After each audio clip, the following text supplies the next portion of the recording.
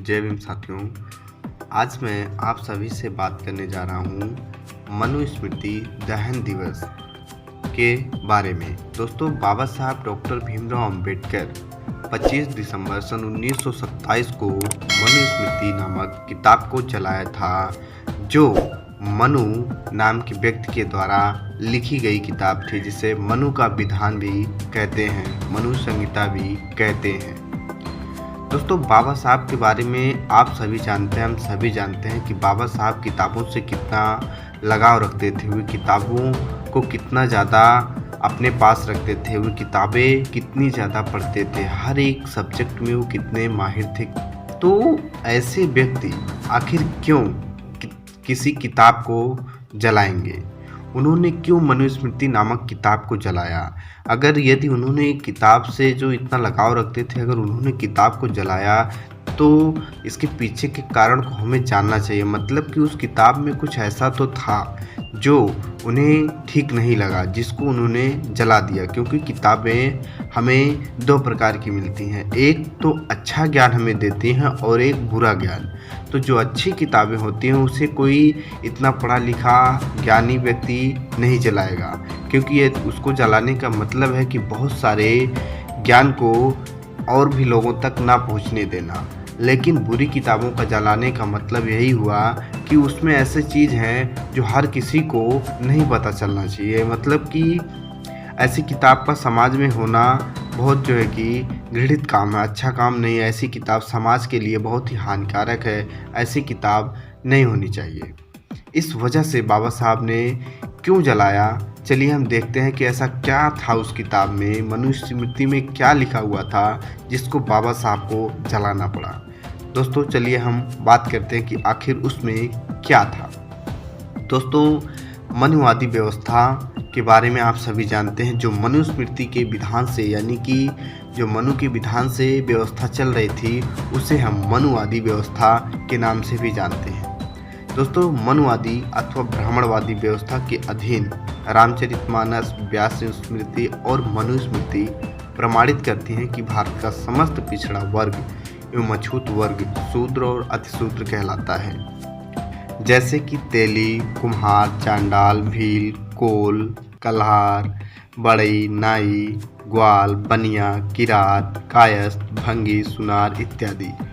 मनु विधान अर्थात मनुस्मृति में उक्त शूद्रों के लिए इसमें लिखा हुआ है, जिस देश का राजा शूद्र अर्थात पिछड़े वर्ग का हो, उस देश में ब्राह्मण निवास ना करे, क्योंकि शूद्रों को राजा बनने का अधिकार नहीं है।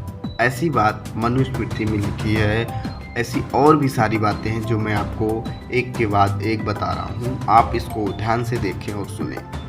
दूसरा है कि राजा प्रातःकाल उठकर तीनों वेदों के ज्ञाता और विद्वान ब्राह्मणों की सेवा करे और उनके कहने के अनुसार कार्य करे। आगे, जिस राजा के यहाँ शूद्र न्यायाधीश होता है, उस राजा का देश कीचड़ में धसी हुई गाय की भांति दुख पाता है। आगे है, ब्राह्मण की संपत्ति राजा द्वारा कभी भी नहीं ली जानी चाहिए। यह एक निश्चित नियम है, मर्यादा है। लेकिन अन्य जाति के व्यक्तियों की संपत्ति उनके उत्तराधिकारियों के न रहने पर राजा ले सकता है। नीच वर्ण का जो मनुष्य अपने से ऊंचे वर्ण के मनुष्य की वृत्ति को लोभवश ग्रहण कर जीविका यापन करे, तो राजा सब उसकी संपत्ति छीनकर उसे तत्काल निष्कासित कर दे। ब्राह्मणों की सेवा करना ही शूद्रों का मुख्य कर्म कहा गया है। इसके अतिरिक्त वह शूद्र जो कुछ करता है, उसका कर्म निष्फल होता है। यदि कोई शूद्र किसी द्विज को गाली देता है, तब उसकी जीभ काट देनी चाहिए, क्योंकि वह ब्रह्मा के निम्नतम अंग से पैदा हुआ है। यदि शूद्र तिरस्कार पूर्वक उनके नाम और वर्ण का उच्चारण करता है, जैसे वह यह कहे, देवदत्त तू नीच ब्राह्मण है, तब 10 अंगुल लंबी लोहे की छड़ उसके मुख में कील दी जाए। निम्न कुल में पैदा कोई भी व्यक्ति यदि अपने से श्रेष्ठ व्यक्ति के साथ मारपीट करे और उसे क्षति पहुंचाए, तब उसका क्षति के अनुपात में अंग कटवा दिया जाए। ब्रह्मा ने शूद्रों के लिए एकमात्र कर्म निश्चित किया है, वह है गुणगान करते हुए ब्राह्मण, क्षत्रिय और वैश्य की सेवा करना। शूद्र यदि ब्राह्मण के साथ एक आसन पर बैठे तब राजा उसकी पीठ को तपाए गए लोहे से दगवाकर अपने राज्य से निष्कासित कर दे। यदि शूद्र गर्व से ब्राह्मण पर थूक दे तब राजा दोनों होठों पर पेशाब कर दे तब उसके लिंग को, और अगर उसकी ओर अपान वायु निकाले तब उसकी गुदा को कटवा दे।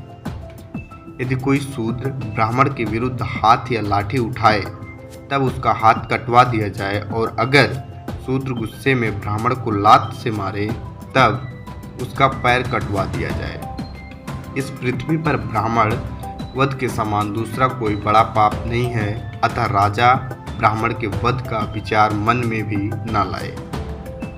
यदि अहंकारवश ब्राह्मणों को धर्मोपदेश करे तो उस शूद्र के मुंह और कान में राजा गर्म तेल डलवा दे। राजा बड़ी बड़ी दक्षिणाओं वाले अनेक यज्ञ करे और धर्म के लिए ब्राह्मणों को स्त्री, गृहशय्या, वाहन आदि भोग साधक पदार्थ तथा धन दे। जानबूझकर क्रोध से यदि शूद्र ब्राह्मण को एक तिनके से भी मारता है, वह 21 जन्मों तक कुत्ते, बिल्ली आदि पाप श्रेणियों में जन्म लेता है। ब्रह्मा के मुख से उत्पन्न होने से और वेद के धारण करने से धर्मानुसार ब्राह्मण ही संपूर्ण सृष्टि का स्वामी है। शूद्र को भोजन के लिए जूठा अन्न, पहनने को पुराने वस्त्र, बिछाने के लिए धान का पुआल और फटे पुराने वस्त्र देना चाहिए। बिल्ली, नेवला, नीलकंठ, मेढक, कुत्ता, गोह, उल्लू, कौवा किसी एक की हिंसा का प्रायश्चित शूद्र की हत्या के प्रायश्चित के बराबर है, अर्थात शूद्र की हत्या कुत्ता बिल्ली की हत्या के समान है। शूद्र लोग बस्ती के बीच में मकान नहीं बना सकते।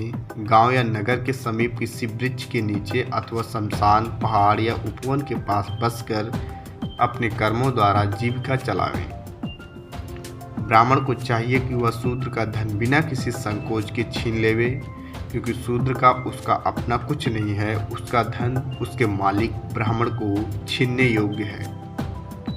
धन संचय करने में समर्थ होता हुआ भी शूद्र धन का संग्रह न करे, क्योंकि धन पाकर शूद्र ब्राह्मण को ही सताता है। राजा वैश्यों और शूद्रों को अपना अपना कार्य करने के लिए बाध्य करने के बारे में सावधान रहे, क्योंकि जब ये लोग अपने कर्तव्य से विचलित हो जाते हैं तब वे इस संसार को अव्यवस्थित कर देते हैं।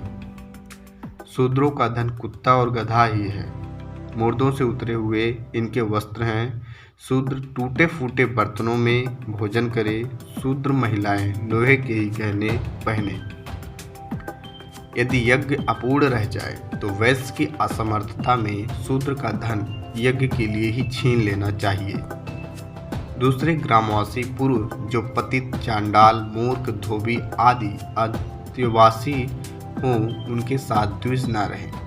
लोहार, निषाद, नट, गायक के अतिरिक्त सुनार और शस्त्र बेचने वाले का अन्न वर्जित है। शूद्रों के समय कोई भी ब्राह्मण वेदाध्ययन में कोई संबंध नहीं रखे, चाहे उस पर विपत्ति ही क्यों ना आ जाए।